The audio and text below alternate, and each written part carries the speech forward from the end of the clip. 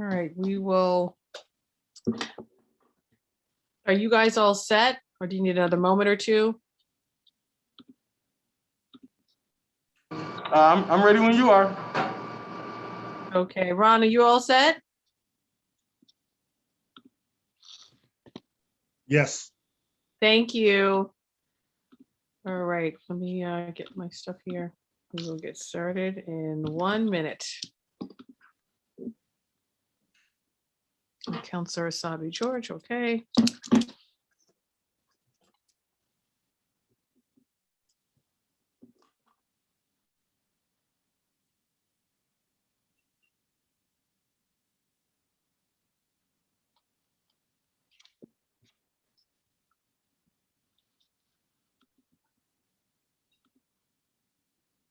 All right, Carrie, is there a way to just update it so we can see everyone versus this? Perfect. Thank you so much. I can see everyone now, which makes things a lot easier. All right, we will get started. Hi, Councilor Mejia. Hi, Councilor Asabi George. Hi, Councilor Arroyo. All right, thank you everyone for being here.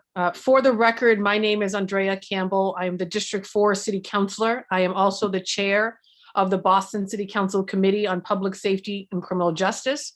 We are joined by several council colleagues, including Councilor Arroyo, Councilor Mejia, Councilor Flynn, Councilor Braden, and Councilor Asabi George.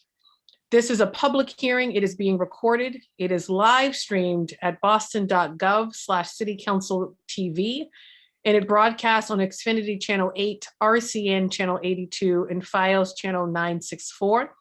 We will take public testimony at the end of this hearing, and so if you wish to testify, please email ccc.ps@boston.gov. We ask that when you do testify that you state your name and your affiliation and limit your comments to no more than 2 minutes to ensure that everyone who wants to testify has an opportunity to do so. Today's hearing is on docket 0307. It is for a hearing regarding the implementation of the Boston Police Reform Task Force's recommendations in the State Police Reform Bill. I first want to thank my co-sponsors, Councilors Mejia and Arroyo, for the continued partnership on these issues. I will say I am deeply disappointed and frustrated that after weeks of notice about this hearing, the administration has not sent any representatives from the police department or any department to participate and answer the public's questions on significant public safety issues. Yesterday, late in the day, very late in the day, we were informed by the administration that they would not have anyone present to testify during today's hearing. They sent a letter, which of course I will share with all colleagues as well as the public. The letter provides some general updates regarding implementation of the state's police reform bill and the police reform task force's recommendation. But they did not, and the letter does not, provide any specifics regarding a timeline of implementation, and of course does not provide anyone the opportunity to ask specific questions about these reforms. And sadly, there was no specific information in the letter on whether or not there are investigations into officers or potential officers who participated in the Capitol insurrection, no updates on any investigation. And of course, there was no information in the letter regarding the troubling body camera footage that was released from May 31st, 2020, which of course would also have been topics of discussion for this hearing.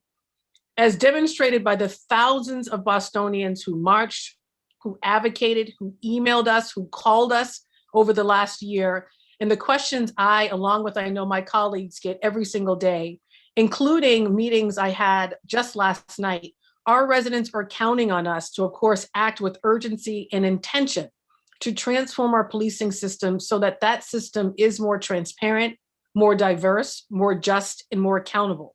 Just a few months ago, we all celebrated the passage of historic legislation to create an Office of Police Accountability and Transparency, along with the Civilian Review Board and Internal Affairs Oversight Panel. We celebrated the mayor's commitment to adopting all of the recommendations from the Boston Police Reform Task Force. But of course, there is a big difference between commitments and action. Today's hearing is supposed to be about the action the city is taking to implement these historic and, of course, long overdue policing reforms to increase accountability, transparency, diversity, and racial justice in our policing. These last and latest police reforms should be an opportunity for the city to do things differently, since we know that the city has not effectively delivered on its commitments to police reform in the past, including, of course, an executive order from 2017 that was designed to strengthen the co-op board, but had little impact to improve civilian oversight and accountability. And despite, of course, years of working to implement police body cameras, we still know that the department has not developed a very consistent policy or, frankly, taking action with respect to addressing any misconduct from footage with respect to those body cameras. I refuse to accept that because we don't currently have a permanent police commissioner and a mayor that is transitioning out any day now, that no one from the administration or any department is capable of coming to a hearing to answer some of these questions. And of course, I refuse to accept that Bostonians have to wait for answers and accountability about if a Boston police officer participated in that violent white supremacist attack on our national capital, and whether or not, of course, this officer or officers are still patrolling the streets. Until we implement these reforms and have a true system of public accountability and transparency, the department will continue to struggle to properly serve, but most importantly, to continue to build trust in certain communities and to create, I think, an internal culture that encourages officers to root out wrongdoing. If BPD were here today, I would, of course, have asked them to confirm whether or not there was an investigation into an officer's participation in the January 6th attack on the Capitol, the status of that investigation, and if any disciplinary action has been taken. These are also questions residents wanted answers to and continue to want answers to. So these questions, of course, I will have to probably most likely file an official 17F to get answers to these questions. But in the meantime, I do want to express my gratitude to the advocates and the organizers who are here today from various organizations who continue, of course, to be on the front lines when it comes to these conversations of police reform. I also want to thank our unions and affinity groups who are also here today on this Zoom to continue to be a part of the conversations related to policing reform. And so before I go to panelists, I do want to give my colleagues an opportunity to say a word or two, and starting with my co-sponsors. I'll start with Councilor Mejia, and then I'll go to Councilor Arroyo. Councilor Mejia.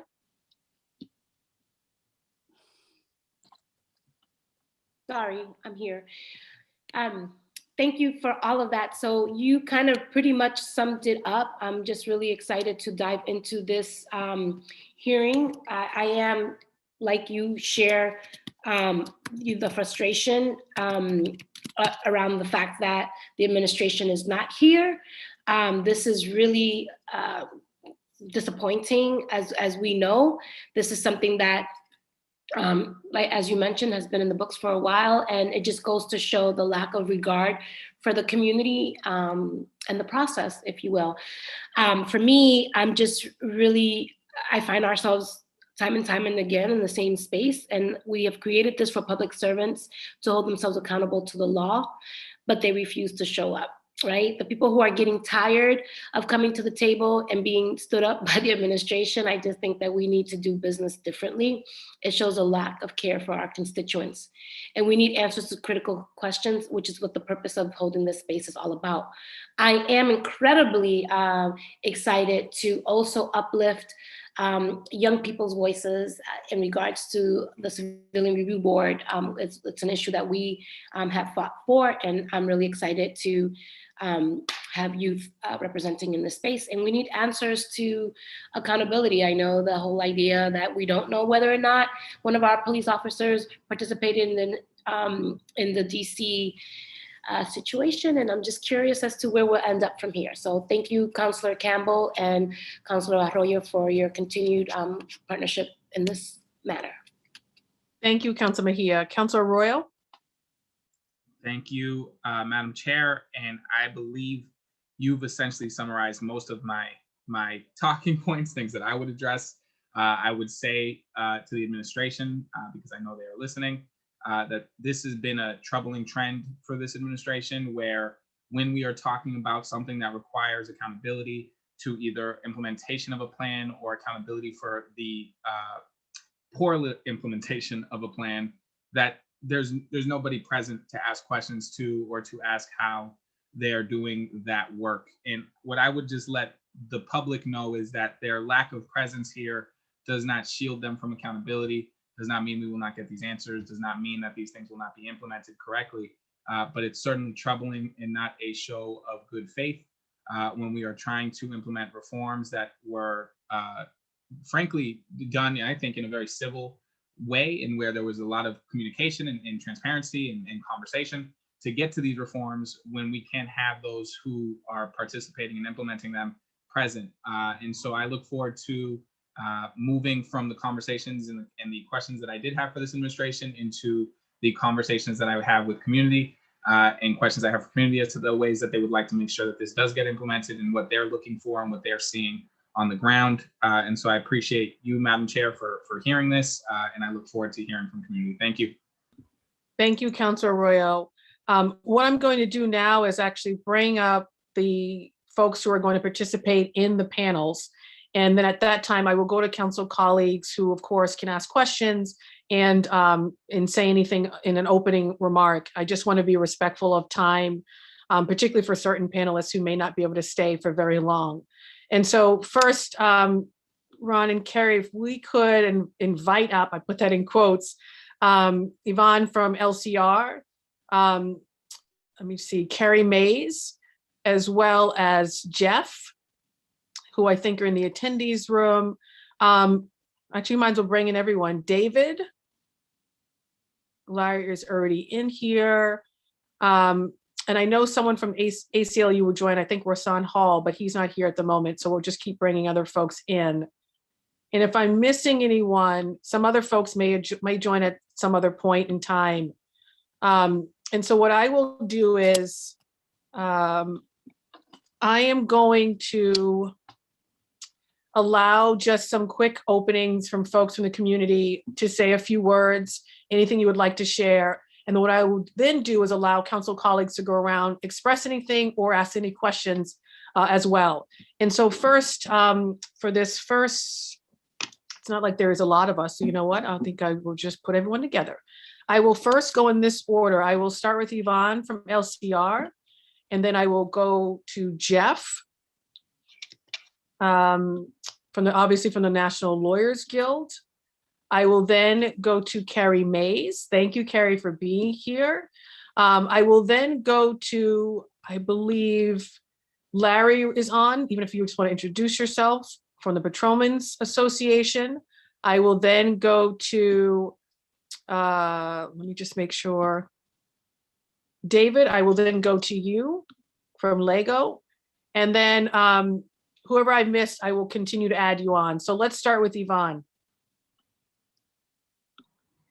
Thank you, Madam Chair.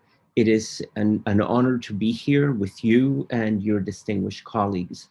My name is Ivan Espinosa Madrigal. I am the Executive Director of Lawyers for Civil Rights. Thank you for convening us today. It is unfortunate that the administration has not produced folks to be able to have a richer dialogue around these incredibly important issues. For starters, the January 6th attempted coup on the Capitol marked a particularly low moment in our democracy and in our efforts for racial justice and police accountability. It is critical that we ascertain the extent to which law enforcement officials and officers from the city of Boston were involved in the January 6th attempted coup at the Capitol, and hold them accountable, because those actions are not representative of our community and our values. I also want to stress that the conversation that we would have had today with law enforcement is critical. Critical not just to protect Bostonians, but critical also to maintain the integrity, trust, and confidence of the police department. These things do not separate, they're actually together. And the more that we can both applaud police for their incredibly great work, but also hold them accountable when there are issues. That's what this is about. It's about making sure that we can do that and do it in a place that comes from constructive criticism and for empowerment of all of our communities. The lack of presence from the administration is disrespectful to this honorable body and to all Bostonians. And I thank you, Madam Chair, for giving us an opportunity to be here today. And I will turn it back to you. Thank you, Yvonne. I will now go to Jeff. And I just want to acknowledge we've been joined by Councillor Bach, Councillor Wu, and Councillor Flaherty. And if we could let Councillor Flaherty in, that would be wonderful. Jeff, I'll turn it over to you. Thank you, Madam Chair. My name is Jeff Foyer. I'm a member of the National Lawyers Guild, the Massachusetts chapter. I want to agree with and second everything that Yvonne has said. As you all know, just recently the state passed a landmark police reform bill, Chapter 253 of the Acts of 2020. This is a necessary first step in a fundamental rethinking and reorganization of how policing is done in this country and in our state. And it is necessary in order to address the systemic issues of bias and excessive use of force that have been visited upon communities of color by police over many decades, both in this city and in this state and in this country. Many sections of the new law address the issues of race and bias, which have arisen and been documented under current police practices. But how much progress is going to be made in implementing these new statutory requirements that address these incredibly serious issues is going to be measured by how much buy-in there is from the police, rather than having it forced upon them by lawsuits and by pressure from the outside. So it is very disturbing that the police have chosen not to participate in the hearing today. The new law, the new state law, addresses things that are absolutely necessary, again, as a first step, including the use of force when it is authorized, the use of chokeholds, the use of deadly force, and one of the most important aspects is the duty of other police officers to intervene when they see excessive force being used. If the police are not even going to participate in a public hearing about this law, it is difficult to believe that they are going to implement the duty to intervene when they see a police officer breaking the law, engaging in excessive force, and not respecting the legal constraints that are placed upon them. I would hope that in the future that will change. If necessary, it will be forced upon them either by political pressure or by legal action. Thank you. Thank you, Jeff. I'm going to go to Carrie, and then after Carrie, I will go to David from LEGO and then Larry from the Patrolmen's Association. So I will say, obviously, there is some representation of police officers in union leadership that had always planned on attending to be a part of these important conversations. So I do want to acknowledge that. Carrie, I will go to you next. Thank you. Good afternoon. Thank you for giving me the opportunity to speak to docket number 0307 on reforming the criminal justice system and police accountability initiative. My name is Carrie Mays, and for the past 5 years, I've been a youth activist in the city of Boston. Many know me from the social justice community work I've done, where I've organized Black Lives Matter protests, spoke at national institutions across the country, addressing racism, system inequalities, and youth civic engagement. I mean, I can go on about the work that I do and how much I love my community. But one thing I do not love is the abusive domestic relationship I'm in with America as a Black woman. specifically in Boston too. Our criminal justice system here is beyond flawed, institutionally rigged, and plagued by crooked cops. So it is no surprise that police brutality does exist here in Boston. It is no surprise that hyper-policing occurs in predominantly Black and brown neighborhoods like Dorchester, Mattapan, Roxbury, and Hyde Park. And most of all, it is no surprise that the Boston police actually made national headlines with that viral video of them showcasing mob mentality behavior, where they inappropriately antagonized, abused, and made fun of pepper spraying innocent protesters at the George Floyd protest downtown. When we say that racism is a state of emergency, police brutality, code of misconduct, and violating a civilian's right should belong under that category. It goes hand in hand, and there is no ignoring it. However, while many were surprised and disgusted by that mob mentality video, which took place downtown, I was not. Because that video of how those cops treated those protesters is just a glimpse of what Black and brown youth like me face in the hood every day. From being slammed on the concrete because you fit the description, to randomly being asked questions while your information is being collected without your consent. Discriminatory racism is an ongoing phenomenon and never-ending story for youth like me who are constantly chilling outside with our friends and bound to run into the feds. Now, I can tell you about our criminal justice system. I am the oldest daughter of two formerly incarcerated parents. Both my mother and father have gone to jail. As a child, I saw my mother be wrongly accused and criminalized by law enforcement. They manhandled my pregnant mother and put handcuffs on her right in my face. Fast forwarding to my teenage years, I also saw my father wrongly accused and locked up for a crime he did not do. They took him away from me in my face while I was screaming, begging, and choking on tears. Yet I still had to go to school the next day like nothing happened. I can tell you how psychologically sick our criminal justice system is, because in both instances, I was never offered trauma support services or resources. And most times we as Black kids who go through that don't. We never do. So we remain the silent victims to white supremacy's violence accompanied by the police. It took me until I got older to understand that what I went through was violence.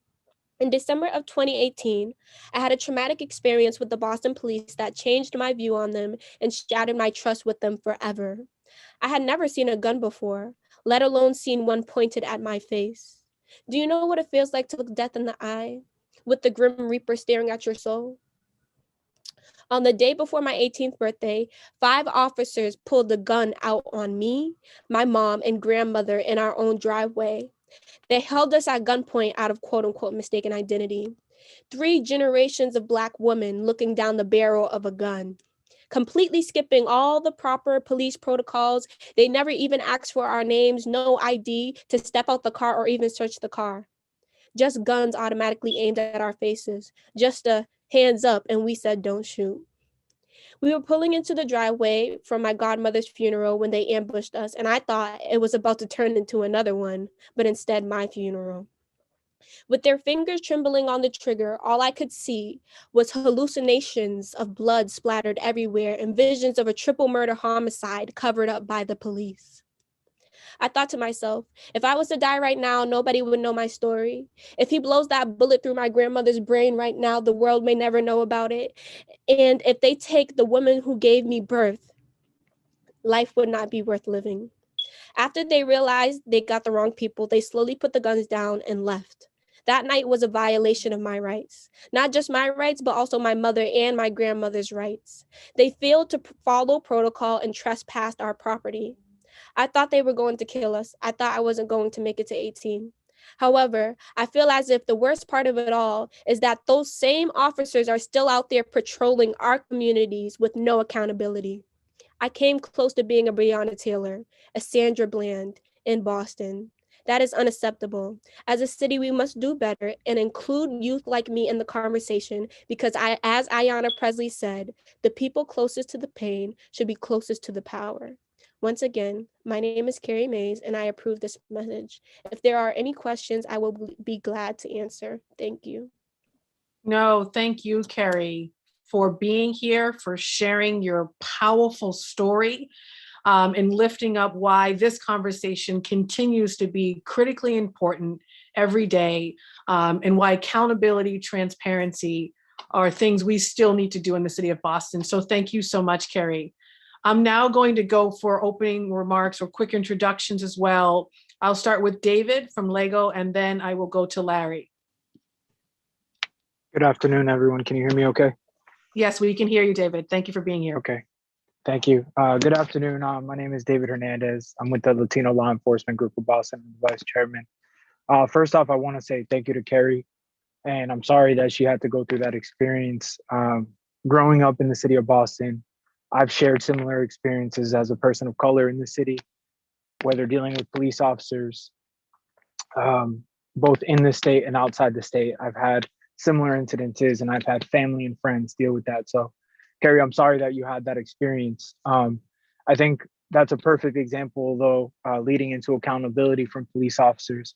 Is that something that definitely needs to be worked on? It's something that we try to do as police officers. I'm a police officer, and it's something that we try to do on a regular basis.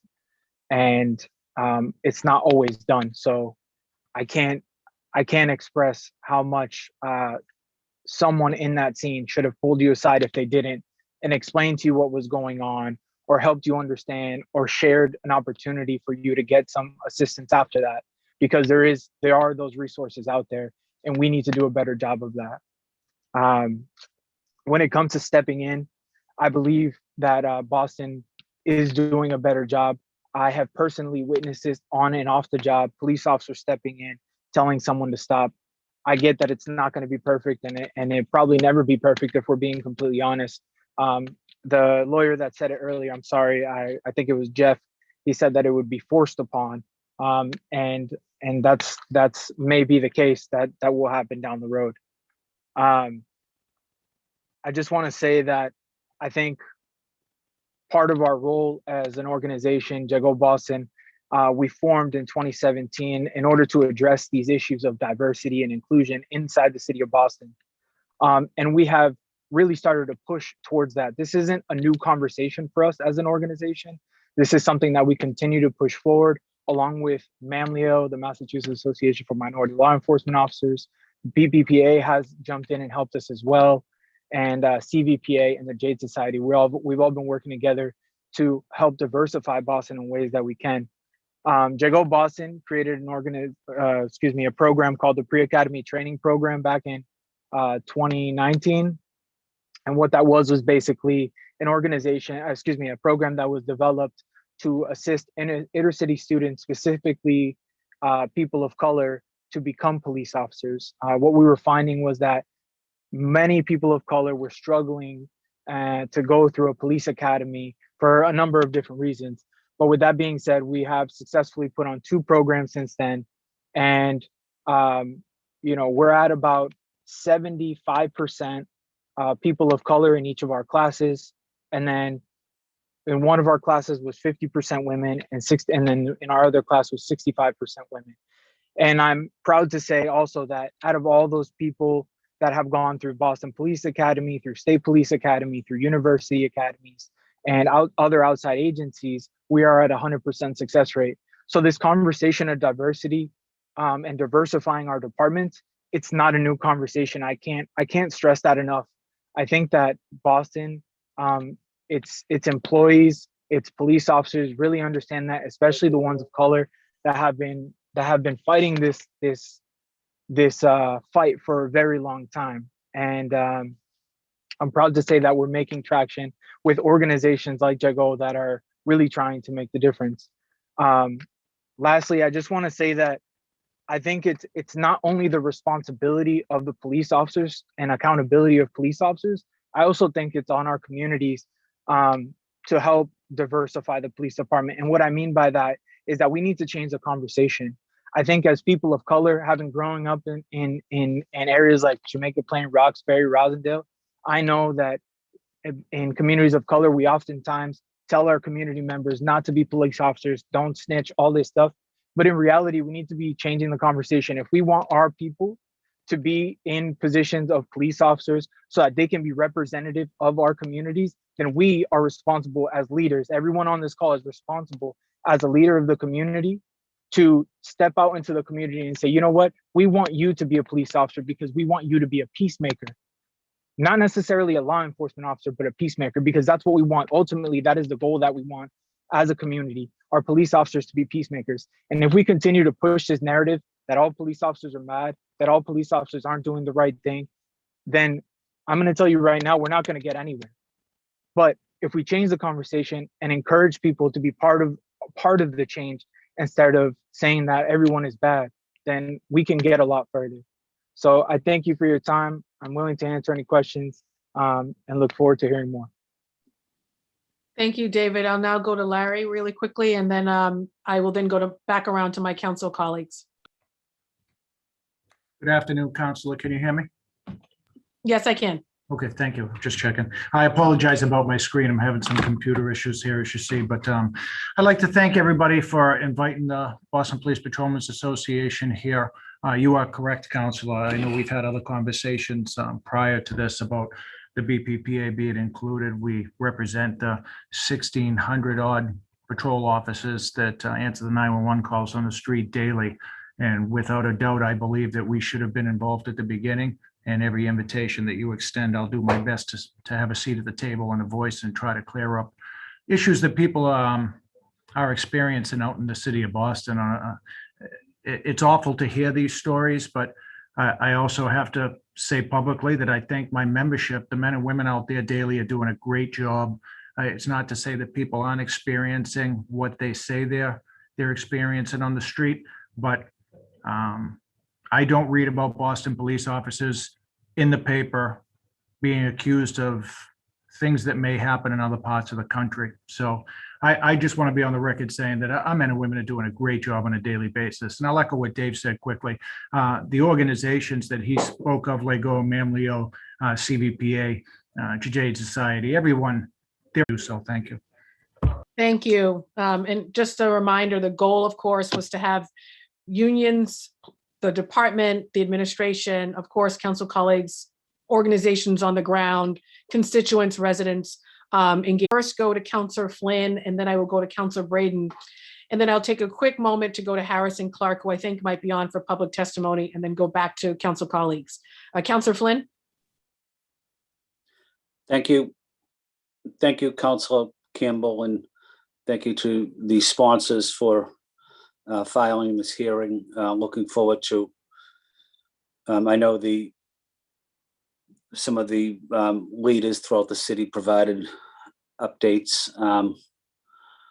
So looking forward to hearing more about the proposal, the recommendations. And I guess I just had a question for David.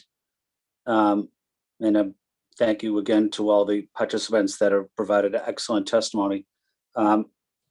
Just wanted to thank David and acknowledge the role the Latinx, Latino minor officers are playing in our city. When I go to community meetings, the first people that are often testifying are the community service officers. I think that's a critical part of community policing, but I think it's also an important part of listening to residents and giving them an update on what is happening in our city. Just wanted to ask David, what are we looking for going forward in terms of your advocacy in working with Mamleo and working with the Boston Police on outreach to communities of color in terms of recruiting for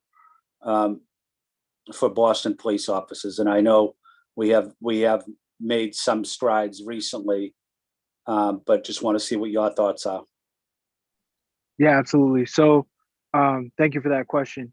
Right now with Boston Police, JAGO has a really good working relationship with them. They invite us to every, Michael Gaskins, who is the diversity person for the department, invites us to all the events that they're gonna hold for incoming recruits. So we have an opportunity to share our organization and share about our program, the PAT program, the Pre Academy Training Program. So we're already starting off there. We do also on social media, we share all of our information. Additionally, other agencies from outside of Boston, like the state police, have inquired about helping create a program to help diversify the state police. One of the facts that I recently found out that I had no idea prior to one of our female students going to join the state police, they had only had 9 women of color in the history of the state police. And one of our women that went through our JAGO program is now one of those women. I think she made the 10th one. So that's a number we're very proud of. And she comes back to join us, and we're working with the state police, like I said, in order to develop a program for them that works for them in the future. So there is a lot being done. It's a slow process because it takes some manpower, and all of JAGO's students, or excuse me, all of JAGO's instructors are all volunteers. Every single one of us volunteer our time. No one gets paid for anything. So I think the hardest thing is just getting the manpower to get out there and help instruct these students. But with that being said, that's the pre-academy training portion of it. Additionally, we work with the community, creating programs of helping our Latinx community know their rights. And we're hoping to expand that and working with MAMLEO and the BPPA and the Jade Society as well, so that we can then inform the rest of the community. Thank you. That's good information that you provided. I had the opportunity to work with MAMLEO and with the Jade Society, trying to do a little bit of recruitment in the Asian communities of Boston, with Captain Fong from the Boston Police, who just retired but did an excellent job. But again, just want to say thank you to the panelists for being here, for your advocacy, for the Patrolman Association for being here, for your work, and with the residency and my colleagues as well. Thank you, Councilor Campbell. Thank you, Councilor Flynn. I'll quickly go to Councilor Braden, and then if Harrison has any public testimony, then I'm going to go to my original co-sponsors, Councilor Mejia and Councilor Royal. Thank you. Councilor Braden. Thank you, Councillor Campbell, and thank you to all the panelists for being here today. This is a hugely important conversation that will be ongoing for many. Hopefully, we can make progress, and I'm very encouraged and excited to hear about the work that the Latino law enforcement officers are doing in terms of trying to diversify our police force. My history, I come from Northern Ireland, and the troubles there were, a lot of it was the police force was predominantly Protestant and police Catholic communities, and part of the peace process was to diversify the police force and ensure that the Catholic community was represented in the police force to a greater extent. Police forces anywhere should represent the community that they serve. So I'm really excited about this work, and I'm also excited by the concept of officers being peacemakers. In the Republic of Ireland, the police force is called the Gardaí Síochána, which means the keepers of the peace. So I think changing the framing of what police work is about, and stepping back from a militarized, more approach to policing in our communities is critically important. So I really look forward to continuing this conversation and learning more about the work that you're all doing, and hope that we can continue to keep the conversation going and make the change that needs to happen. Thank you. Thank you, Councilor Braden. Harrison, do you have any public testimony? Hello. Yes, there's a couple of things that I would like to share. Okay. If you want to just quickly state your name for the record, and if you have any affiliation you want to share, and the floor is yours. Awesome. So, hello everybody. My name is Harrison Clark. I'm 21 years old. I am a college student in Boston. Also, I work with Teen Empowerment in Boston Community Action Team. I just wanted to share an event that happened to me around last year, same time in the winter. So I was meeting a friend after work, and it was, you know, just a regular day. And I was excited we were gonna grab lunch, get burgers at the Shake Shack. And when I got off my shift, I, you know, went to my friend's car. And I saw he was visibly shaken up. So I'd asked him what was wrong, because he seemed just petrified. And he told me that on his way from Brockton to the city, he was pulled over on the highway in Boston and surrounded by at least 4 or 5 police cars with weapons drawn, and he was forcibly taken out the car and put in the back seat. Uh, his vehicle was a rental because he had an electrical issue with his previous car. Little did he know that the rental that he had gotten from the dealer was involved in some criminal activity that he had no affiliation with. He served in the military, he's a very upstanding citizen, volunteers, all that good stuff. And the description they're looking for were 2 black men in the car. I At first I was baffled by that would even happen to him, but also terrified that if I'd also been in the car with him, it would even more affirm their assumptions that we were the guilty party. And there was never a stop to confirm identity, to check with the rental company if the car had been loaned out to someone else, had been returned. And so you see these sort of things happening all the time, where things that you don't even have control over, you're demonized for and wrongfully detained. And no one should have to worry about getting just a rental car and thinking, oh, well, they think that, you know, anything that happened with the previous owner will be just tied to me because the color of my skin or the neighborhood I live in. And even though some cities might have worse policing problems, the fact that we have problems is enough that they should be putting in more work to really drive home that there are still really awful issues that need to be addressed. And people are working very hard to keep things the way that they are. And we have to work even harder to make sure that things get better and change. I'm not sure what else I can add other than I wish that I would just see more done from the administration. I always see that, you know, people acknowledge problems, but I want to see implementation of real policies. This is a real world. These have real consequences for people. Every other day there's a publication, systemic racism in America, police brutality in America. Where is the policy? Where is the effective, meaningful change for these people's lives? People have gone generations of not knowing peace, not knowing.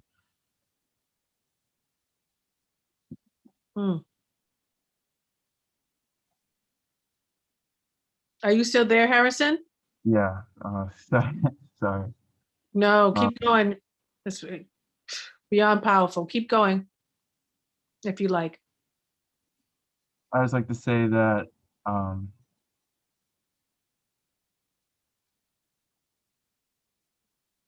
we just need to do better as a collective.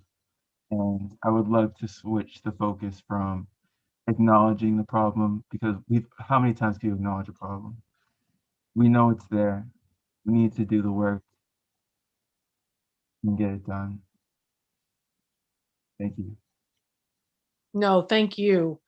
And I really appreciate that you would take time to attend, to share, right? We want to create the space and to share such powerful testimony about you and your friend. I look forward to continue to stay in touch with you, but really appreciate you lifting up everything you said today and demanding that this city do better. And like you said, we don't need any more examples of why. So thank you so much, Harrison, and we'll stay in touch with you. I'm now going to go to Council Mejia, and then after Council Mejia, I'll go to Councilor Royal.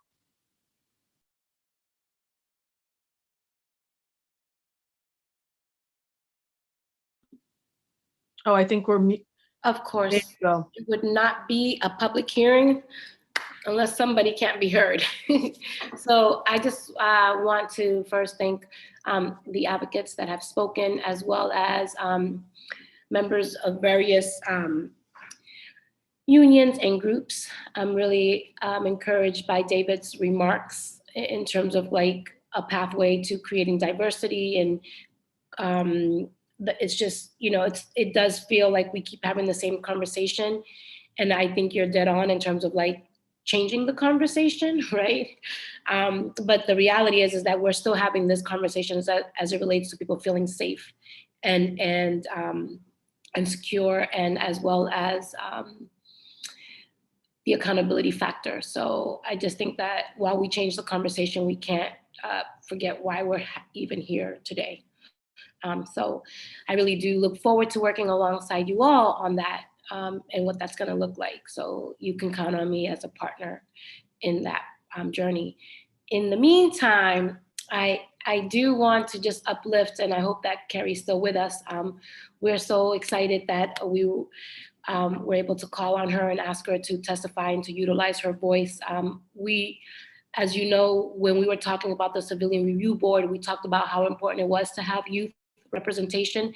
And I think her testimony really speaks to, in Harrison as well, what it looks like when it's young people who are at the forefront dealing with these realities. So to have that youth voice is so incredibly important. And so my question is specifically to Carrie, if she could talk a little bit about why it's important to have a youth member on this board, but to provide them a stipend instead of asking them to be a volunteer. So can you talk a little bit about that, Carrie, in terms of why it would be important for the youth position to be paid for instead of a volunteer? Can you talk a little bit about what that impact would look like for young people, please?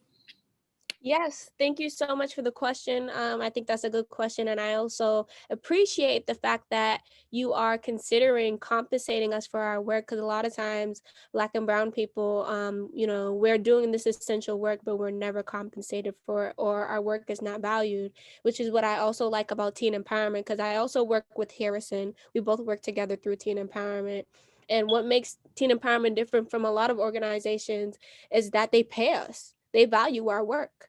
And why do we end up paying white constituents for doing things that we ask Black people to do for free?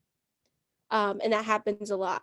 So, and the reason why it's important to have a youth representative on the board is so many youth grow up believing in this misconception that violence only looks like gang violence, right? When in reality, gang violence and the gang unit act the same and have the same psychological impacts on your mental health and how you view the world as a Black person or as a young person. I saw this quote from my favorite show called The Boondocks, where one of the main characters said a question, and it made me think. And Riley, which is the young Black boy in the show, responds to the police and says, "What did I see?" Well, that brings up an interesting philosophical question. Is it okay to snitch to the police on the police? And that just made me think. Those are questions most youth have, because just like how the snitching concept is very well embedded into street culture, it is very well embedded in the blue wall of silence too. And it's time that our city creates a reliable police accountability board that is inclusive of young people, and it ensures that, and usually when people are getting paid to do something, they have more of a commitment to it. So yeah, that's why I think that young people should be a part of the conversation. And also, how is the conversation going to be about them, but them is never in the conversation? I say that all the time. So bringing young people to the conversation will be more of a accurate reflection of how our city needs to be. And it also reflects who are the civilians. The civilians that are being impacted by these encounters with the police are young people as well. So why not have the people who are impacted on that board? Thank you for that. And now you all know Carrie will be running for office one day. Okay, but we're here right now. I would love for Yvonne, you are definitely also a thought partner with us in this work, and really do appreciate how you always show up.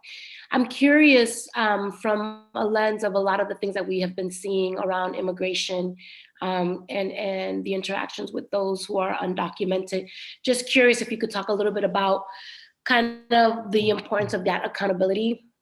What are some of the things that we need to hold ourselves accountable to when it comes to issues of folks who are undocumented? Thank you, Councillor Mejia.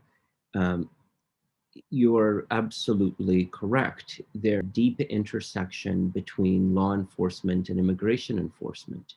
That is an entanglement that is incredibly dangerous, because if witnesses and victims of crime think that they will be turned over to immigration if their immigration status is discovered, that chills their ability to come forward to report crime and to help resolve crime.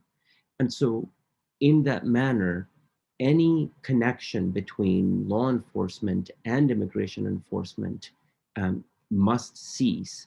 It is really critical that we stand by our values as a sanctuary city to make sure that immigrants are never asked about their immigration status, and that information is not shared with ICE, so that police officers can continue to serve with trust and confidence in the community, and without raising the specter of deportation as they are encountering victims and witnesses of crimes.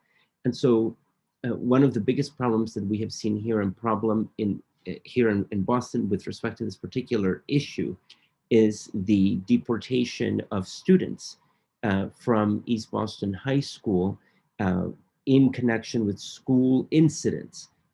These are incidents, many of which do not involve violence or drugs or weapons, but which, once there's a report about, those reports can be passed on from school resource officers to law enforcement at BPD, and from BPD to fusion centers like the BRIC, intelligence centers like the BRIC, where federal agencies like ICE have access to those records.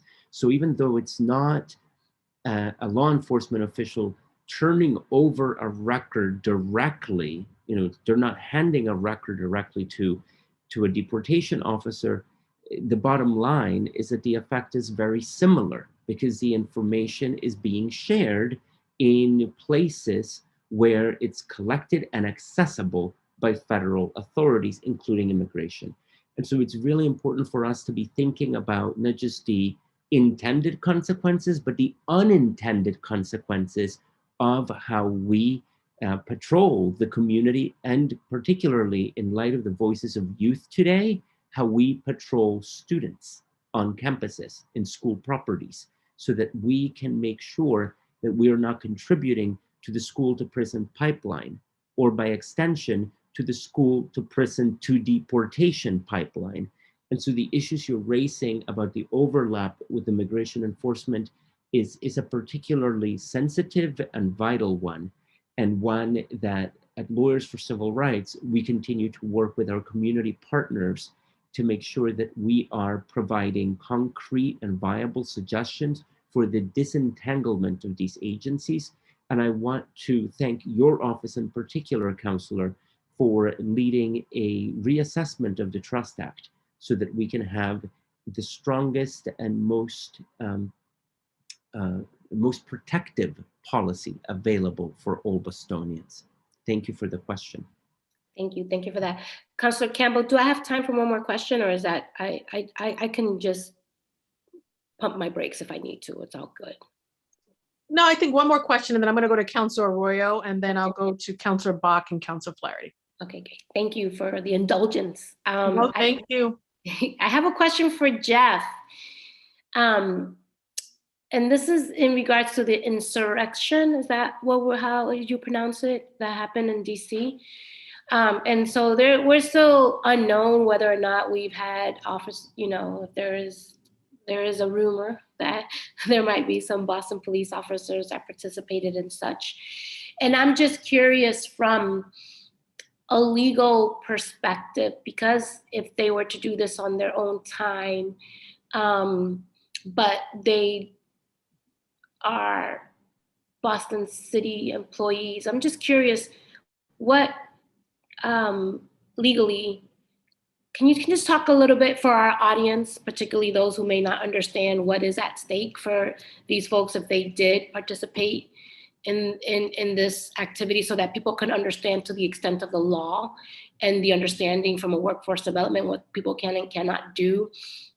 Because I know we're calling for folks to, if they did participate, that they should be terminated from their work. So I'm just curious if you could help our audience, because we have a lot of people who are tuning in, so they can understand what that means and what would that look like for if found not in contempt of court, but if found is that they were participating in such a thing, like what would that look like? Can you help our audience understand that, please? Sure.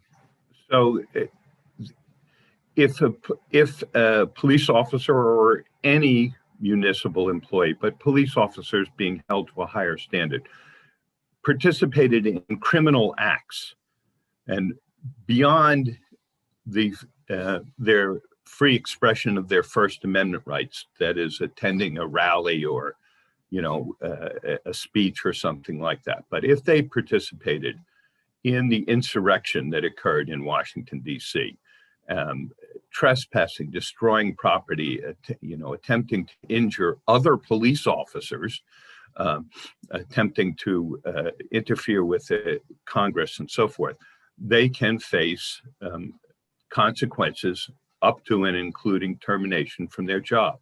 And the new state police reform bill, in fact, directly addresses this, laying out that police officers are to be held to a higher standard, and that they can lose their certification as police officers, should lose, not can, but should lose certification as police officers, and should be not only disciplined, but terminated when they engage in the types of criminal activity that occurred in Washington, D.C. We obviously at this point don't have answers as to whether or not there were Boston police officers participating, and if there were Boston police officers or other police officers from Massachusetts participating down there, whether they broke the law, whether they were engaged in the types of criminal activity that we all witnessed on there. But the police officers in Massachusetts and elsewhere are held to a standard of conduct that is above and beyond that which private citizens are held to, because, among other things, private citizens are not enforcing the law. Private citizens don't carry clubs and guns. Private citizens don't have the ability to arrest other people. The police do. And if they're going to have that kind of power and that kind of responsibility, then they have the obligation to conduct themselves in a way that is completely within the law, both legally and morally and ethically as well.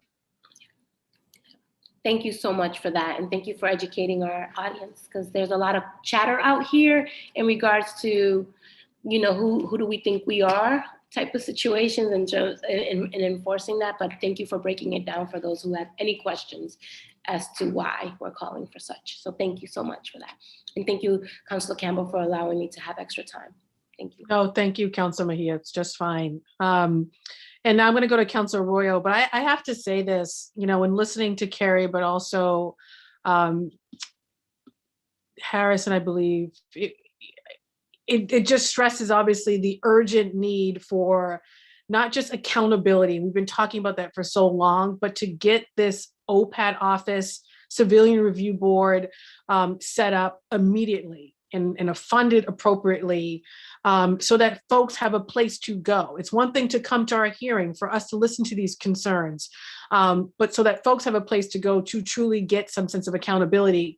And the reason I raise that too is because as I turn over to Councilor Arroyo, who has his own powerful and personal testimony, I couldn't help but think about that when these other two young people were testifying. So I just had to say that, Councilor Arroyo. Sorry. You have the floor, you get it. And I think we all get it from a personal space as to why this accountability apparatus is so critically needed and important. But in turning it over to you, I just had to lift that up because it was very triggering, to say the least. Councilor Roy, you have the floor. I think you are muted. Yeah, the button that's usually there to unmute wasn't there for some reason. Thank you, Madam Chair, and thank you to folks who shared their stories today. That's not easy. As the chair alluded to, I also publicly shared one of my stories. The truth is that story involved the state police, but I had others, unfortunately, that I could have chosen from, of growing up in this city as a man of color, going to Boston Public Schools and having interactions that were less than professional and frankly, incredibly harmful. And so as I do this work, and as I think others do this work, my focus is on trying to ensure that others don't go through similar situations. And if they do go through similar situations, that there are methods of accountability for officers who engage in that kind of behavior. And so for me, you know, I'm incredibly disappointed that the administration isn't here, because a large amount of my questions were going to be focused on how they intend to implement. We fought for these reforms. Now that we have these reforms, the implementation is incredibly important. And so Yvonne and Jeff, you're both here. Larry, as well as David, I appreciate you being here. And so my questions for all of you, and I'd start with Yvonne, then Jeff, and Larry and Dave, if you have an answer for this. What are the aspects of the implementation, which frankly, I'm not even sure where the city totally is on implementing these things, but the aspects of implementation, when you look at the reforms that we have, what are the places where you say, this is incredibly important that we get this right, this is where we have to focus our attention, this is the part here that we really need? And for me, that question is both for Yvonne, Jeff, and Larry, and David. I know that Mamleo was at the table for these reforms, I believe, but I'm not certain that Jago was there. But in terms of just what we've got on paper, what we've signed into law, with that, what are we trying to ensure, most importantly, gets implemented in that step? If there's something we have to prioritize, if there's something we have to look at, what is that for you? Thank you. Thank you, Councilor Arroyo. There are many critical pieces of the task force recommendations and the state's police reform legislation that need to be implemented. So I echo the sentiments you just described. I'll hone in on just one or two of these pieces. One is, and I will here lift again what we heard from Councilor Campbell, who said it's one thing to have people who've been affected by police violence to come here in the incredibly powerful and inspiring way that Carrie and Harrison have done today. But it's a very different thing to provide them with an actual formal mechanism where they can submit a complaint and have that complaint investigated thoroughly and have a decision made as to the validity, the merits of the complaint, and by extension, what appropriate course of action should be taken against the officers. And so obviously there are going to be instances that are not corroborated. And that could be for a variety of different reasons. But the important thing is that the investigatory process needs to have teeth. You can't just have an advisory body, and it cannot just be aspirational in the way it is looking at these critical elements of transparency and accountability. And so a body that can have the authority to address, investigate, and provide remedies for complaints of misconduct of the type that we have even heard here today is critical. And the second piece that I will mention briefly is also that this is an ongoing conversation. Even the state legislation recognizes that by creating a number of different committees that will work on making additional proposals over time.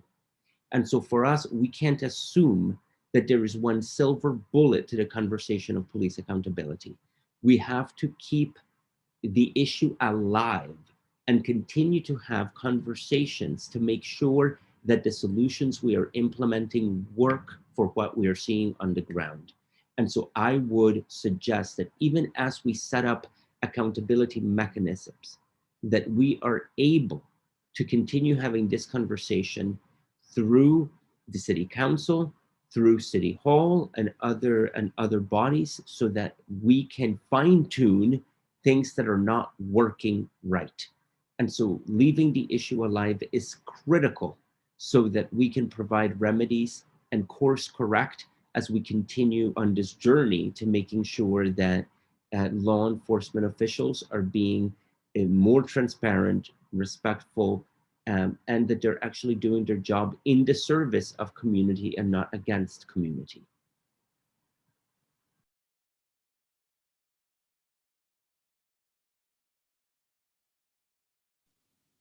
Jeff, do you want to respond? Yeah, so there are a number of things.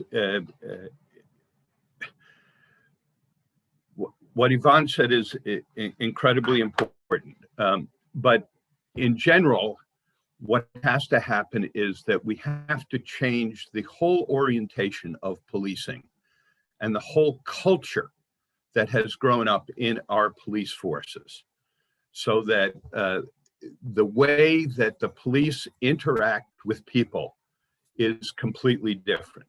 One of the things that the new state police reform, the police reform bill that covers the whole state, says is that people have a right to bias-free policing. And that's a fundamental right that needs to be enforced. And that's going to require a great deal of education, training, and diversity in our police forces, and a continued dialogue with the community, between the police and the community. And there are two specific things in the state police reform bill that need to be implemented immediately. I mean, there are many things that need to be, but I think there are two of them that are two of the most important in terms of changing the culture of the police. And the first of these is that the police have to have, and the state law requires this now, training programs which are designed to teach them about de-escalation and specific things about how to handle emergencies and complaints, particularly with people, victims, witnesses who have mental illnesses, substance abuse problems, or anything else. And that they have to learn to use that the first response and the way for the police to think is to think about de-escalation and to use the least intrusive means for reducing and preventing harm to the people that they are serving. And there are specific things that they need to learn, and that program is required now, that kind of training program, but it has to be implemented immediately so that we begin to get out of the view of many police officers that when they're called to a scene, everyone is a suspect, everyone is a possible enemy, everyone is a possible danger, and think about rather how they can serve people, de-escalate situations, and provide safety to people as opposed to harm to people. That's number one. Excuse me. The second thing, which is changing the culture of the police department, is that the state law now requires police officers who witness other police officers engaging in excessive force to intervene.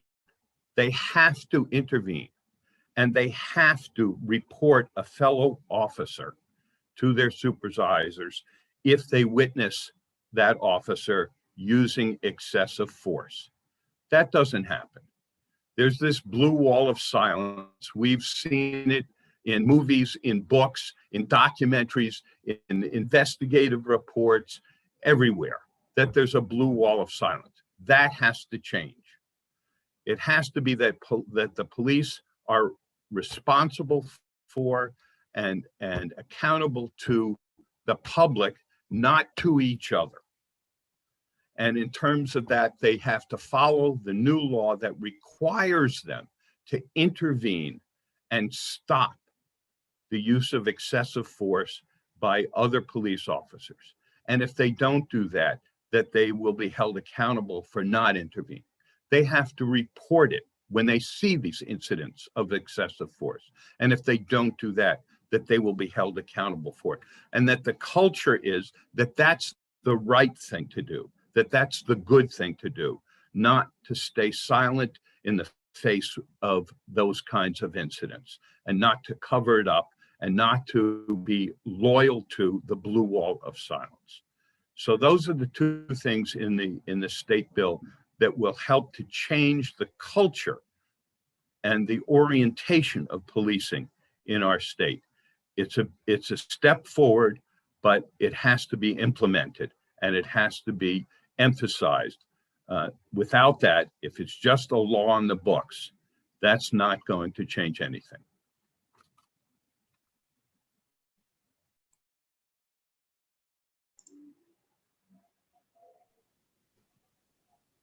David, Larry, or Carrie, do you Yeah. want to add something? Yeah, I'll step in. So first off, I just want to say thank you to both Jeff and Ivan for sharing those thoughts. I first want to touch on the topic of culture and policing.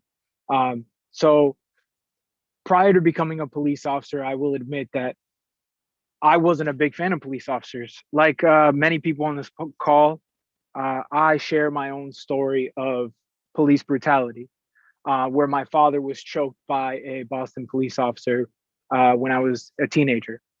That was one of the many reasons that I chose to get into policing. So everybody handles a situation like that in different manners. My choice was to become a police officer, so I didn't allow these types of things to happen. So Jeff, to answer what you're saying about how that's going to change in policing, people like me already exist in policing. There are people like myself who have dealt with police brutality growing up, that are people of color, that are people that are Caucasian, that are white, that have gone through police brutality in their own ways. I know because I'm a police officer and I've interacted with them. I know because that there are probably like yourself, a white man who has seen injustice in the Black community, Black and brown communities, and have chosen to do policing to stop those things from happening. So I guess I know that from the outside, it may seem as though that it's not happening at all, because the news, as you guys all know, especially the ones that are in the political space, know that the media will twist your words very quickly and twist things to make it seem worse than it actually is. And I will say, as a police officer for the last almost 10 years, there have been, I can count on my hands, maybe 2 incidences where I have seen a white police officer, specifically a white police officer, do something that has crossed the line. And I have seen another white police officer step in and tell them essentially to, excuse my language, but cut it out. Right. So I guess I will say that the culture is changing. It is a matter also of older generations of policing leaving, because in the academy, we are taught to de-escalate situations, what we call in the academy verbal judo, right? De-escalating situations and talking to people so that we don't have to, result to a use of force situation. Putting hands on anybody at any point is the very last thing that we ever want to do. The majority of the people that I work with, the majority of the people that I speak to, both in the city and outside the city, don't like putting their hands on anyone. That is not something that most police officers want to do. I cannot speak for all, because obviously that exists. I'm not going to sit here and pretend like it doesn't exist, but I think that the culture is changing. I think another thing that needs to be addressed in regards to culture is or something that the community, I think, needs to understand too, when police officers are showing up more than one to a scene, oftentimes we get the feedback from the community that's, oh, well, why are there so many of you here? It's so that there can be accountability, for one, right? So there's not one person by himself that can sit there and say, oh, well, this is how the story went down. No, now we have multiple police officers. And not only that, we have now multiple cameras that are on scene that's going to prevent any type of those actions from happening. So I guess those things are changing. I think that's something that we have to discuss. And as for the blue wall of silence, does it exist? I think to some extent it does absolutely still exist. I think if we're talking about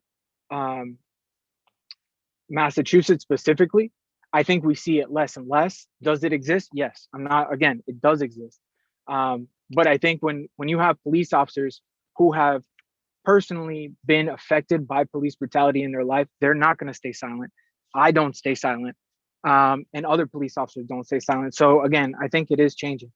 And lastly, to just touch on the Civilian Review Board, I actually agree with the Civilian Review Board, but I think that it's something that really needs to be looked at thoroughly. I think, Jeff, you nailed it when you said that police officers need to be truly unbiased. That is the proper way to police, is to be truly unbiased. To that same respect, anybody that is on the Civilian Review Board should be truly unbiased. So they have to, whoever is chosen for the Civilian Review Board has to go through a training so that they can be unbiased, because you can't have a person who has been affected by police brutality without having going through their own training so that they can be unbiased against police officers, to have a truly just system for everyone. Again, I do agree with the Civilian Review Board, but I think that, Jeff, you nailed it on the head when you said that people need to be unbiased, and that includes our community as well. Thank you. Thank you. Larry, do you want to add anything?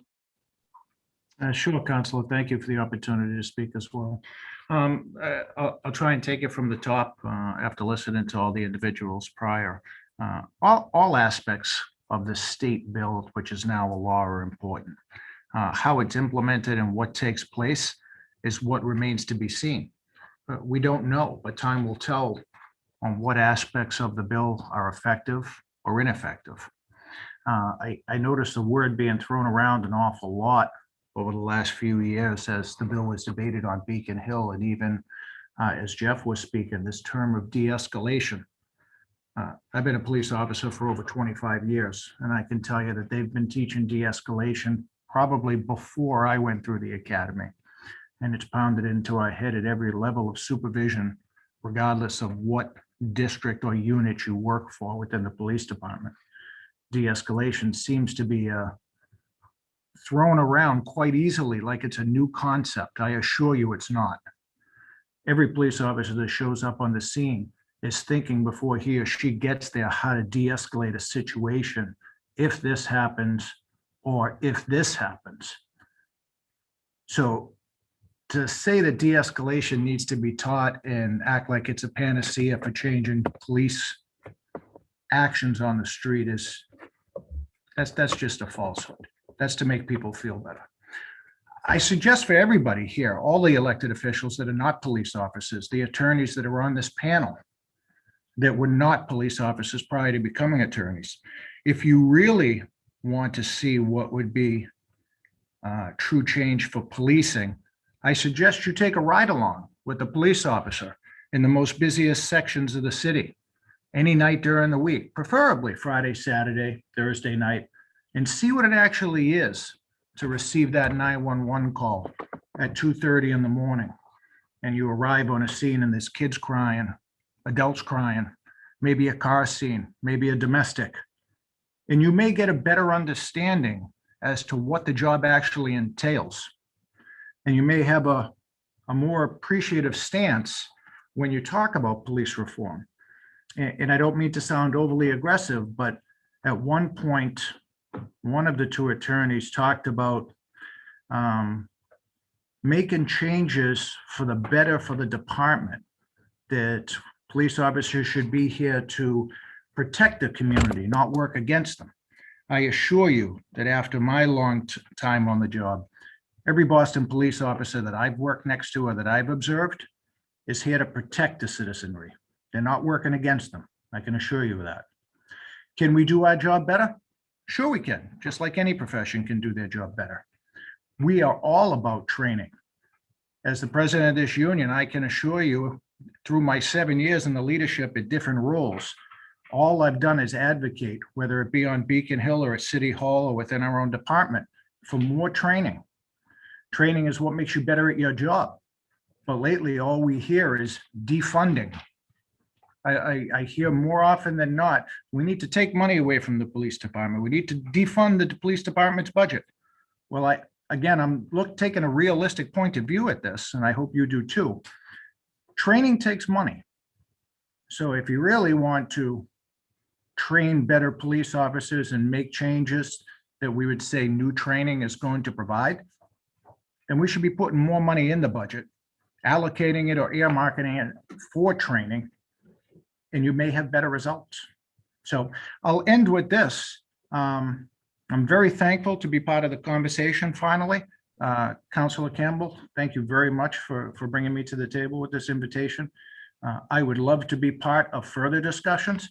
I think most of you had said that we need to have realistic discussions. There's things that we can do together to make policing better. And I agree with you. But in order to make that happen, you need to have police officers involved in those conversations, involved in the decision-making process. It cannot be non-police officers that are going to make that decision or that determining training or certification and decertification by themselves because they have no experience in that arena. So again, I thank you. I tried not to go too long, Councilor, and for all the councilors that are here, I'd like to extend my thanks once again for those of you who voted for the officers that have been 100% disabled. They truly appreciate it. The needs for their family are great. Thank you, Council. Thank you, Larry. Well, I'll just say, yeah, one second, Councilor. I'll just say, thank you, Larry. I agree with you. I think officers absolutely have to be at the table with respect to these conversations. I don't agree with the defunding or the reallocation piece, but I can talk about that in a minute. I do want to go to Councilor Arroyo for anything else you want to add, Councilor Arroyo, and then if Carrie has anything to add before I go to Councilor Bach and Councilor Flaherty, since it's getting a little late. But go ahead, Councilor Arroyo. Yep. Thank you. And I'll make it quick. And for me, I just want to address one of the things I heard there about de-escalation being some panacea, or that we've trained it forever and all officers think that, and they've been trained through it, and further training, we're fooling ourselves or whatever that is. The reality is the experiences that I've had, the experiences that people on this panel have had, frankly, the experiences that Officer David Hernandez has shared, and the reality that we see these instances on the force, what I am hearing, and I'm trying to figure out if this was the intention, is that de-escalation is not new for the officers conducting that behavior, that they've been trained in de-escalation and they're choosing not to do that. And so I guess the question for me here is, if the focus is that, it's not a new idea, we've done de-escalation, we train in de-escalation, and we're still having instances where officers are choosing to be excessive in their force or excessive in their manner or unprofessional, then it sounds to me like the problem is not a training issue, and that requires a different solution. And when we're talking about, officers censuring or disciplining other officers and being at the table, what I know to be true about that in BPD is that officers of color are disciplined in a way that is different than officers who are not of color for the very same offenses. And that data was painstakingly put together by the Boston Globe. And so if we're seeing discrepancies in both FIO stops and how the community is being treated, but we're also seeing discrepancies on how officers are treating other officers of color, then I would speak to this kind of as a cultural problem, not necessarily a training problem. And so those are the things that I'm looking at. It's not a gut feel thing, it's a statistics and what we're doing with those statistics and what we're doing with that data. But if the argument is that we've already trained de-escalation for all these officers who are behaving in this kind of behavior and it's not sticking, then that's a different conversation entirely. And so, I appreciate everybody's presence here. I appreciate Officer Hernandez's candor. I appreciate Larry Calderon, who I believe is also still currently an acting officer. So thank you very much for you being here. Thank you, Jeff, and thank you, Yvonne. Thank you. Carrie, do you want to add anything before I go on to Councilor Bach?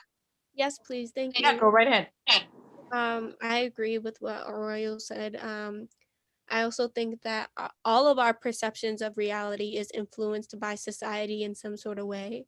And especially if you have not grown up in the city of Boston or in one of those specific neighborhoods of Dorchester, Roxbury, or Mattapan, some officers, because I used to actually work with the officers, I have facilitated and hosted police youth dialogues and community police dialogues through teen empowerment. And what I've heard from some officers is that their perception of reality has been skewed by racial biases unconsciously.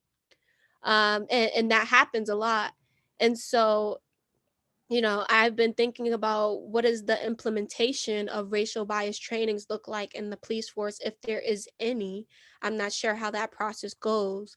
Also, I don't think it is a issue of training and de-escalation because kind of like Councilor Arroyo said, it is obvious that there is discrepancies and there's differences in how officers of color are being disciplined for the same offenses that white officers are.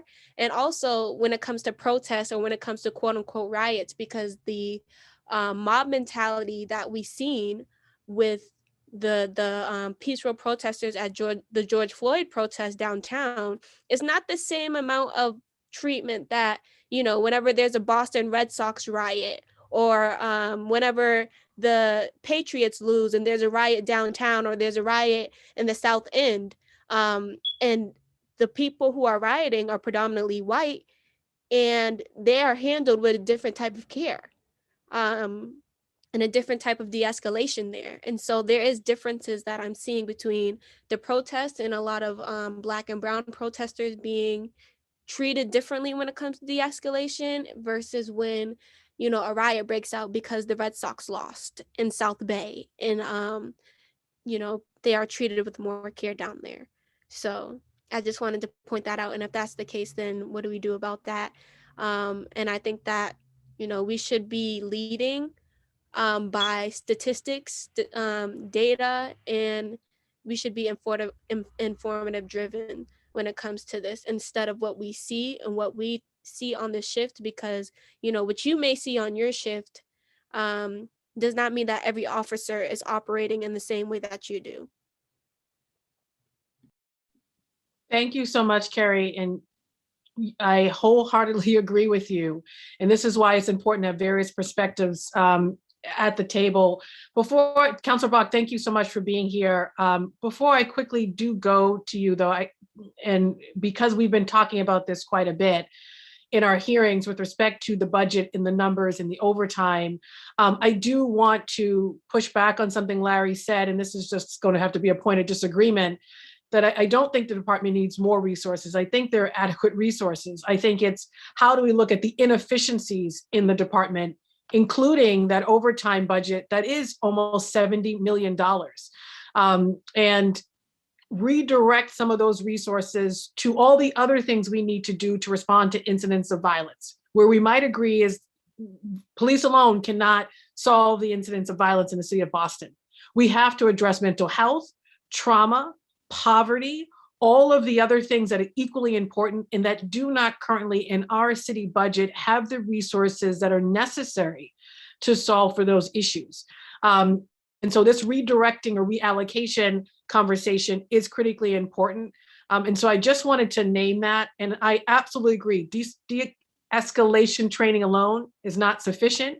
It must be coupled with what Carrie was also saying, which is racial equity training to weed out that bias, not just in our police department, but frankly, every department in the city of Boston, and ensuring that this department in particular is more diverse and reflective of the community and the experiences that folks have had, including what of course, David shared as an officer in growing up in the city of Boston. And that cultural shift, which is another piece, is going to take much more work in leadership, of course, at the top, in order for that to happen too. So I just wanted to name that because I think it's critically important as we talk about what does defunding mean, what does reallocation mean, and why that also is important to this conversation too.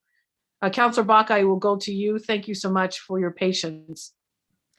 Thank you so much, Madam Chair. And honestly, my question, really my only question I think for today, because I know we're tight on time, is a follow-up to what you just said so eloquently.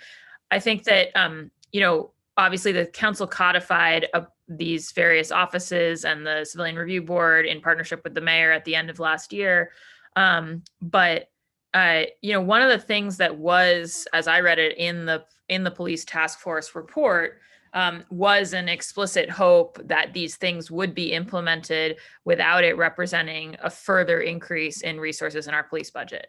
And I think we have to recognize, as we've all discussed on the council, it's 10% of the city budget. Like you just said, there's a lot of other needs, and frankly needs that are critical to asking our police officers to do appropriate police work and not to be beyond that, trying to solve social issues that are better solved on a civilian side. And so because the task force reform report actually pointed towards that hope that in implementing this, we would not be sort of adding new resources, but instead looking exactly to that reallocation point. I was wondering if, because I'm the budget chair, if we've got all of these advocates and folks thinking about this challenge on the call today, if anybody wanted to speak to sort of specific things that you hope, when we talk about implementation of these things that the council's passed, what are the things that you're going to be looking for when that city budget comes down, right? So what critically needs to be staffed, what feels like, there's going to need to be some development resources, or sort of what are kind of the questions, if any, that you have hovering in your mind about, whether when we're looking at a budget in a couple of months, it's going to reflect what we need to really effectively implement these reforms or not. I would be curious to hear that today as an input for all of us who are going to be considering the budget soon enough. So thank you, Madam Chair. That's going to be my only question. Thank you, Councilor Bach. Does anyone want to respond?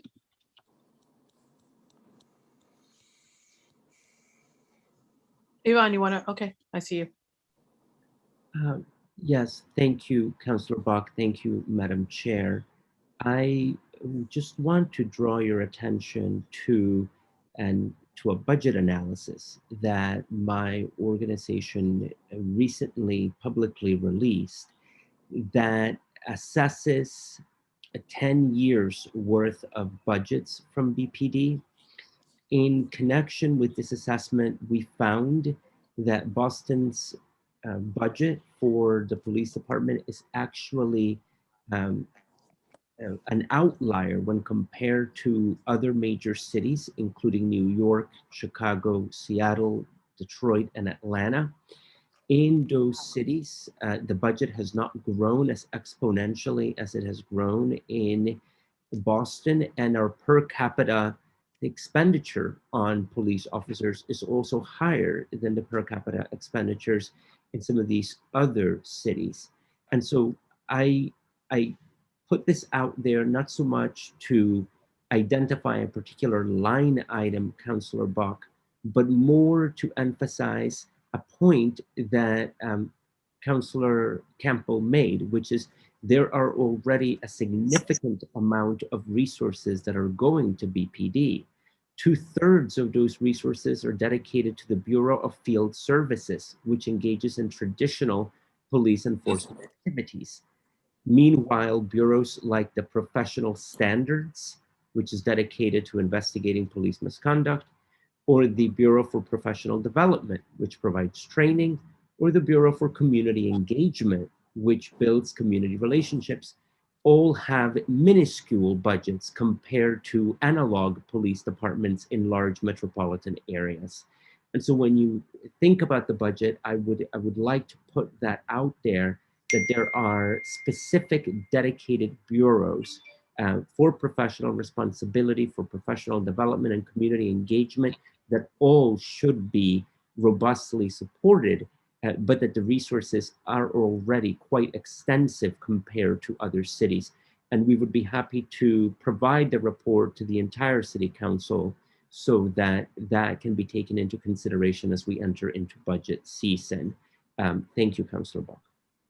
Thank you, Ivana. Yeah, and I had a chance to look at that report. And I think to your point, I mean, a couple of comments on that. One is just that Councillor Campbell and I are also co-sponsors on a different hearing order about our police contracts as policy documents. And I think the disproportionate growth in Boston's department budget compared to other budgets is heavily driven by that, by the kind of contractual arrangements over the last decade. So that's something I totally agree with you. We have to really be looking at seriously when we think about kind of making sure that proportionately we're stewarding resources responsibly and thinking about all of our civilian departments. And I think, and I'll just say, I think another thing that we're going to need and that we pushed for last year is much more visibility into subline items within those bureaus. Because I think, you know, you guys are stuck when you look at it as an outside group, and frankly, we're stuck even as counselors looking at a very bird's eye view thing. So like, for instance, I would say, like, I think there's one note in the report about the Bureau of Professional Development, like, going down last year, but it's actually a function of the fact that a couple of cadet classes graduated. And so their salaries are shifting from professional development to field services over the course of the year. But the problem is like, if all we have is that professional development line, we can't tell that. And also, frankly, we can't tell what other training things and things related to implementation of these accountability measures are actually being done. So yeah, I appreciate you guys for doing that, and just wanted to tag in to say, I think one of the things we're going to need is a lot more detail in order to know what this implementation really looks like. So thank you. Thank you, Councillor Bach. I'm going to quickly go to Councillor Flaherty, because I know we probably have 20 minutes left. And then I saw that Rasan Hall joined from ACLU. So I'll go to you, Councillor Flaherty, and then I'll let Rasan just say a few words before we wrap up. Very good. Thank you, Madam Chair, for hosting, of course, and to the sponsors, the lead sponsors, as well as to the panelists that are here today who provided comment and testimony about their personal experiences. I am grateful for the great work that our Boston Police Department does each and every day on behalf of our community and in service of our city. And to some of the panelists' points, there have been many young people, community groups and civic associations, advocates, et cetera, who have identified a range of concerns that, as well as a range of initiatives and programs and activities that they would like to see more from our department. And I think that the recommendations outlined by the Boston Police Reform Task Force speak to a lot of the concerns that we've heard, and also provide a framework for how we can address some of those issues moving forward. I think we also need to focus on how we can lift up the initiatives, the programs, and the activities that people want to see more of from our department, and also lift up our department and identify and make sure that we're letting them know we appreciate the good work that they do in an effort to help bridge the gap between community and the department, so that we can continue to move forward as neighbors and as a city together. So I appreciate everyone's added value here today and the diversity perspective. Also note that since the body cameras have been implemented and expanded, complaints are down. We've seen that across the city, which is a good and healthy sign for our city. And we also continue to be recognized nationally with respect to our community policing model. So again, are we perfect? No, absolutely not. No one's perfect, quite frankly. There's no perfect police officer. There's no perfect city councilor. And so we can always do better. We can always learn from one another. And I think this is one of those examples where, if we're lifting up the concerns and the initiatives, and we're also lifting up and recognizing the great work of our department, bridge that gap and get back to what makes Boston the great city that it is, I think we'll be fine here. And obviously the task force recommendations and implementations is a key part of that. So I appreciate everyone's attention to detail, and I appreciate Madam Chair hosting, as well as the lead sponsors and the participants today, and appreciate the perspective of Larry and also David Hernandez and his perspective as well. So and the guest and the guest speakers that we've had on in the testimony we've heard. Thank you, Madam Chair. Thank you, Councilor Flaherty and Councilor Hall. Rasan, I will go to you for some testimony before we begin to wrap up. And of course, we will have another hearing to get updates on status of things and hope that someone from the administration comes. So Rasan, I will turn it over to you. Thank you for being here. I know you had some other conflicts. Thank you. Yeah, no, thank you for the invitation, Councilor Campbell. And I'm satisfied with my current job, so I will politely decline the title of counselor. I really just want to take an opportunity to say that the task force recommendations, the creation of the OPAT are an important opportunity to really transform the way that policing happens in the city of Boston. I still think that the city needs to really reckon with the growing demand for alternatives to policing, whether that be through, kind of programs like the Best Team, expanding that, increasing that, making sure that moving it further away from being involved with policing, looking at, more counselors in schools as opposed to SROs or cops in schools, for as much as there are positive relationships and there are things that they have been responding to that have been helpful. I think there is a lot to be said for greater investment in the underlying needs that our young people and the residents of Boston are dealing with. And those demands aren't going to go anywhere. They're going to continue to be made more and more stringently from those who are doing the advocacy. That said,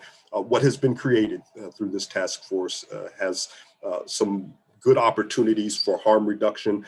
I would just strongly encourage the council to continue to operate in this oversight capacity, meaning looking for checking in on the implementation, ensuring that the information, the data that is being recorded, the internal regulations of the OPAT, that there is as much transparency as possible to this entity, so that we just don't have, so that the bureaucracy of the department within the city doesn't metastasize, and we have created an entity that advocates have to fight even harder to either reform or dismantle. So I appreciate that you're holding this hearing to look at the implementation of the task force recommendations. I, again, just encourage to demand more transparency and demand that more data and information be made available, whether it's the regulations or the policies and practices, as well as the internal reporting and analytics on misconduct. The recently passed police reform bill creates a post commission. I would say, because I've been speaking to people in different municipalities across the Commonwealth, that the post commission is the floor. It sets the bare minimum of what is required for police conduct and training. That in no way prevents a municipality from going further and holding its officers to a higher standard, or training them on information over and above what the post requires. And so I also encourage you all to continue to push the department to exceed what those expectations are, or exceed what the floor is, but also make sure that the department is in compliance with the requirements of the post commission, that incidents of officer discipline be regularly reported to the post commission. We shouldn't just have to rely on civilian complaints to the post commission, that the OPAT should be regularly compiling this data and shipping it off to the post commission as consistently as possible. So look forward to continuing to be engaged in this conversation. I'm thankful for the work that has happened up to this point, and trust that there will always be an open door for advocates and activists and abolitionists. Thank you so much, Rasan. Really appreciate you, and thank you for being here. I know how busy you are. I'm now going to go to, actually, I think Councilor Mejia, do you have any final words before I wrap up? Oh, no, I'm just here loving all of this. And thank you. I was doing all power to the people movement. I know. I wasn't sure that you could see all of that extracurricular activity that was going on in my Zoom situation. I didn't realize. I could, and I'll just say, you know, although of course we were all disappointed, frustrated that the administration wasn't here, really grateful to those who did show up, the advocates, the activists, our young people, of course, union representatives as well, and of course all of my council colleagues for this important conversation. And it will continue. We will continue to hold more hearings on implementation, on ways in which to get the department not to do the floor, but to go above and beyond that and to do it in a transparent way. I will say the stories from the young people in particular, Carrie and Harrison, were devastating and triggering in many ways, because I know that many of us have similar stories. And I think it underscores the urgent need for OPAT to be implemented, fully resourced, along with, of course, the Civilian Review Board, and to create a system that residents can, one, trust to hold police accountable and ensure that there's equitable access to justice. This hearing was about transparency and police accountability. Holding public hearings in meetings is also what the OPAT is supposed to do. It's a key piece of that legislation, which is why it's really disappointing that the administration did not send anyone. Because if we are going to implement that fully, we have to make sure that transparency and accountability are the guiding principles of that legislation, and that public hearings are actually a regular occurrence done, whether in partnership with the council or frankly, alone by the department, to give folks the information they need on progress and what the department is doing to respond to our residents' concerns. I do specifically plan on filing a 17F with respect to the investigations that are happening as to whether an officer or officers participated in the insurrection on the Capitol, because we continue to get questions about that. There was a suggestion or comment at some point that the department was actually doing an investigation, but no one knows anything else. We don't know when that investigation happened, what's the scope of it, the results, the timeline, and again, continue to get questions specifically on that. So we'll be filing that for the next council meeting. And of course, we'll continue to have conversations and hearings on these particular topics. Again, thank you to my council colleagues for being here. Thank you to all of the advocates, the organizations, the panelists, our young people as well, for participating in today's conversation, for sharing what you think the city needs to do better. And we will keep you posted on the next conversation, where of course we hope that someone from the administration will join us to answer all of our questions. So thank you again. Thank you to Ron and Carrie on central staff who are behind the scenes making sure that this happens. Thank you also to my Chief of Staff, Ellie, for the work in organizing this hearing. It doesn't happen by accident. Everyone continue to remain vigilant and take care of yourself. COVID is still out here. Get vaccinated, but also take care of yourself. Stay safe and healthy, and this hearing is technically adjourned. Thank you. Thank you all. Bye, everyone. Bye.